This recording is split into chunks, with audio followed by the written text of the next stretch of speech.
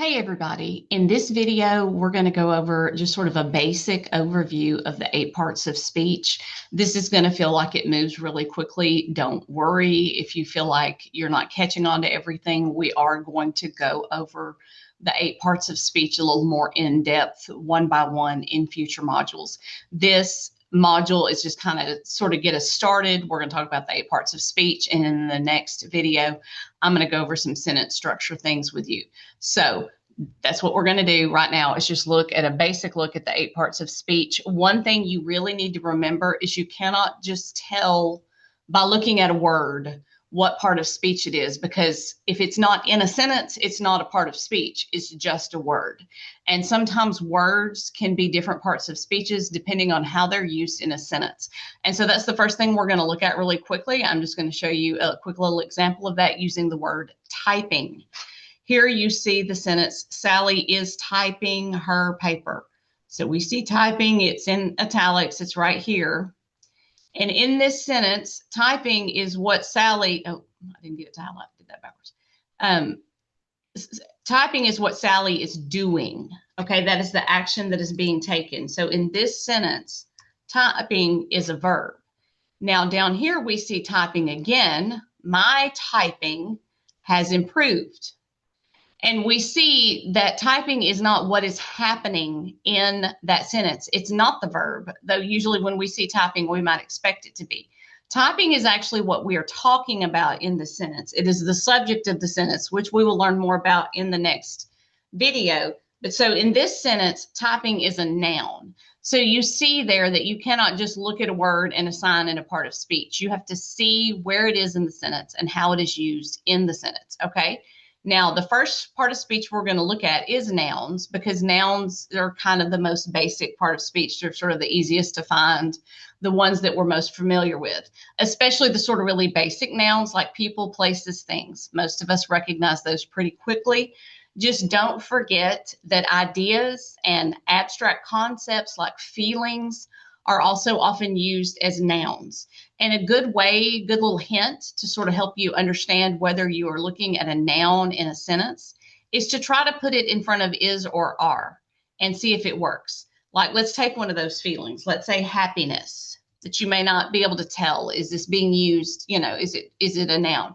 Happiness is. That makes sense, right? So it is definitely can be used as a noun. Another thing is to put it after the thought. See, that makes sense. So that's a good way to check to see if a word could be used as a noun, to put it in front of is or are or after the. And if that works, then you probably could have used it as a noun. Okay, the next thing we're going to look at, sorry, again, we're moving really quickly just to get a basic overview of all of them, is pronouns. We know what pronouns are. Pronouns replace nouns so our language, our sentences don't sound or read redundant or crazy. Okay, see, look at this sentence. Leah made a video for Leah's course, let's mess off there, using Leah's laptop in the study room Leah reserved in the library. Now, if you say that, it sounds overwhelming. It sounds like a mess. Okay, so what we would actually say is Leah made a video for her course using her laptop in the room she reserved in the library. Okay, and then that makes that sentence flow a lot better. That is what pronouns are. Okay, next, moving right along, the next part of speech is verbs. The verbs we're most familiar with indicate action, right? Like in this sentence, Tom kicked the ball. We see Tom kicked. That is an action. We're familiar really with those types of verbs. Verbs can also indicate state of being or occurrence, okay? Those are words like is, has, am, are. We call those linking verbs. They link the subject to the words that describe it, okay? And so in this sentence, we see Susie is hungry. The word is a linking verb. It links the noun Susie to the word that describes it, her, which is hungry, okay? The car has a shiny exterior. Again, that is a linking verb because it links car, the noun, to the words that describe it, which is shiny exterior. Okay, the next two types of words sort of go together, adjectives and adverbs. We call those modifiers. They fall under the broader heading of modifier because what they do is they modify or give you more information on the noun or the verb that they describe. Excuse me. So first we're going to start with adjectives. Adjectives describes nouns or pronouns. Y'all, excuse me a second.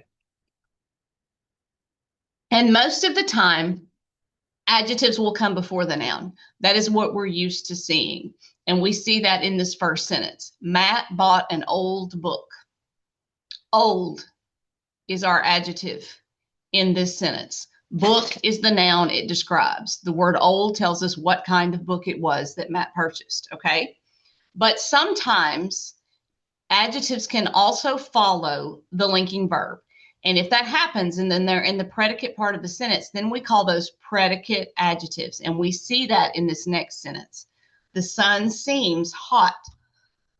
Oh, I'm very sorry, y'all. So in this sentence, hot is the adjective because even though it's not before the sun, we would be used to seeing maybe the hot sun. But the word hot is still describing the sun, so it is still the adjective. It is a predicate adjective. Okay, now adverbs work similarly, excuse me. They just work for different types of words. Adverbs describe verbs, adjectives, or other adverbs.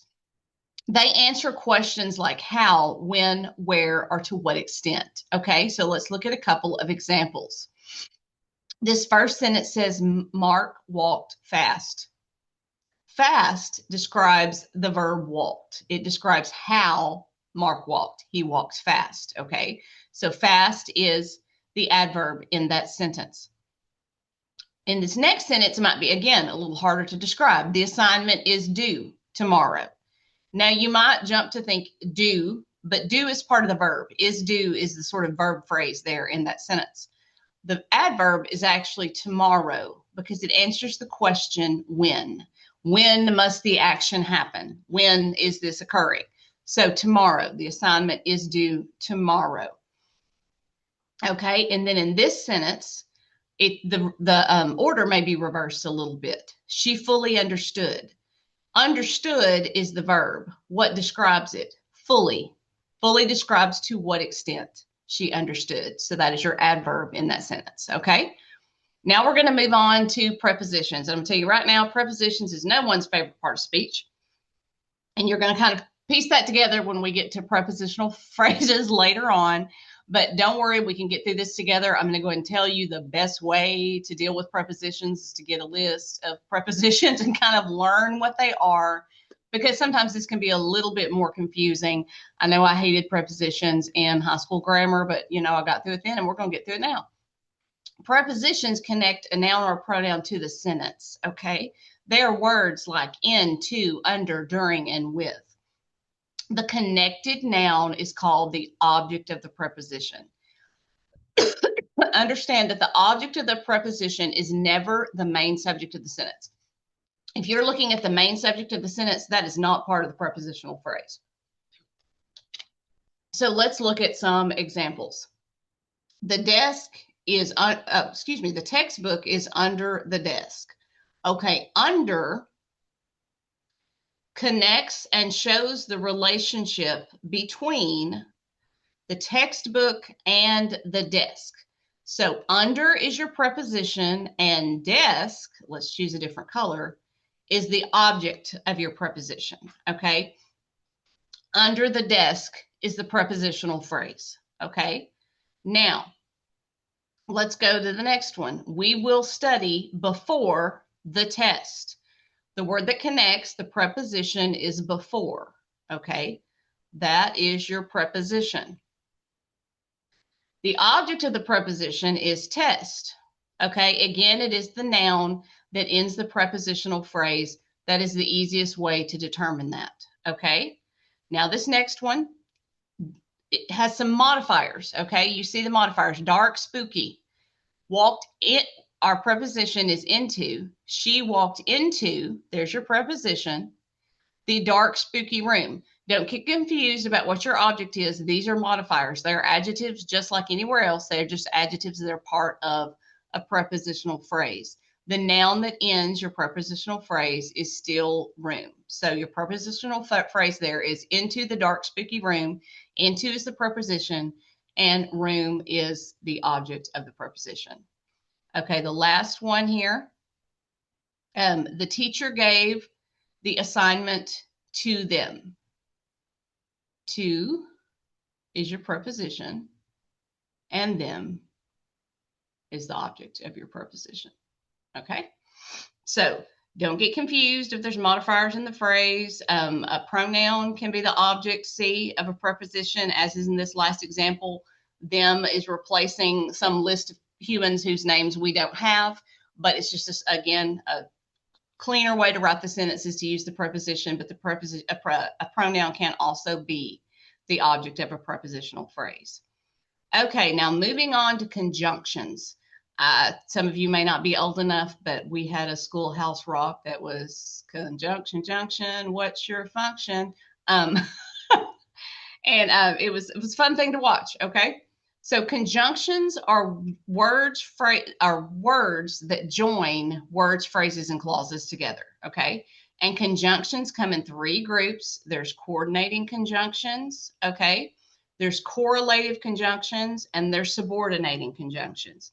And here you just see sort of a list of words that they are. Coordinating brings them together, and, but, or. Correlative, you'll see often written like this with a slash between them. Either or, either slash or, both slash and. You've seen that in a sentence. Those are core. Oh, that's not good. You can't see that at all anymore.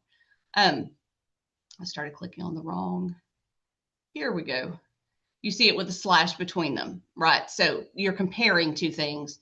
And subordinating is because, since, although, and we'll learn more about those as we learn more about conjunctions. And finally, the last part of speech is interjections, and they express strong emotions. They are things like, great, we finished.